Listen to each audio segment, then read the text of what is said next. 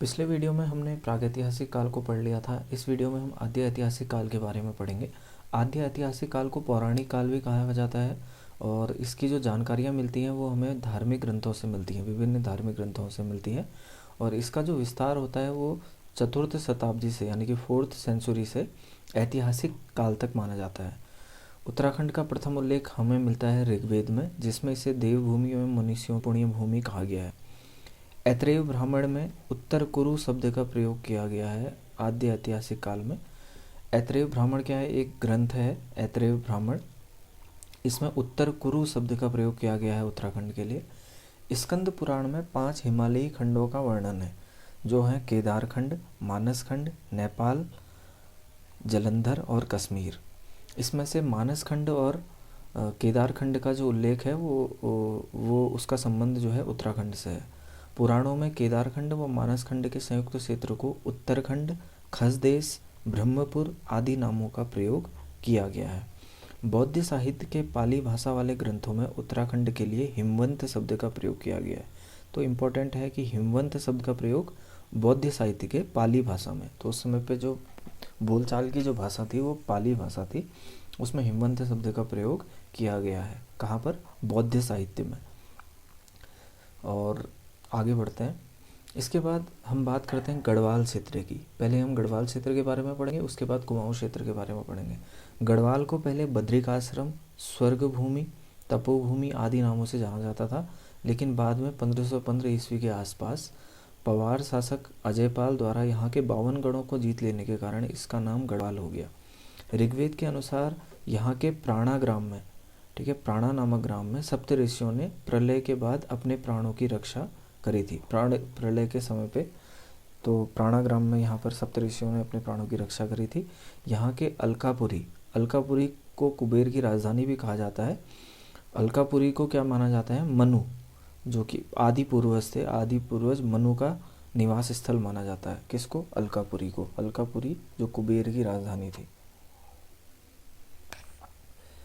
इस क्षेत्र के बद्रीनाथ के पास स्थित गणेश, नारद, मुचकुंद, व्यास एवं स्कंद आदि गुफाओं में वैदिक ग्रंथों की रचना की गई।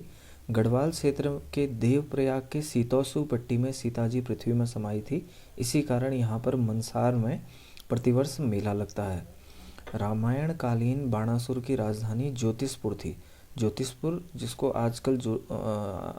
आज इसका वर्तमान नाम जो है जोशीमठ है।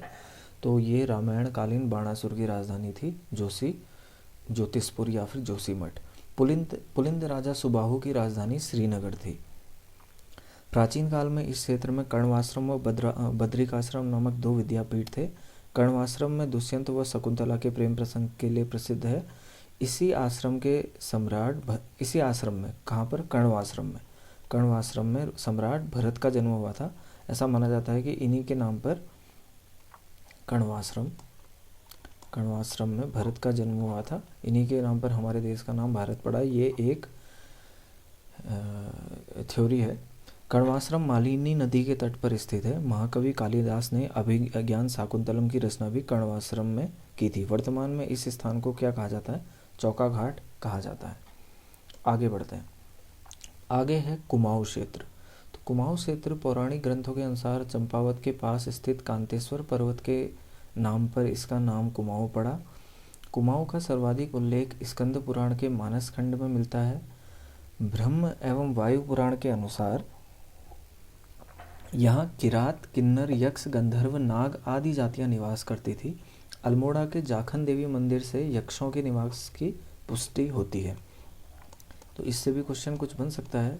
जाखन देवी मंदिर किसकी पुष्टि करता है? यक्षों की पुष्टि करता है। यक्षों की पुष्टि करता है कुमाऊं में, अल्मोड़ा में।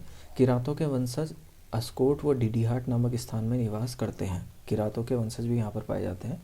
इसके बाद हम बात करते हैं प्रमुख लेखों के बारे में।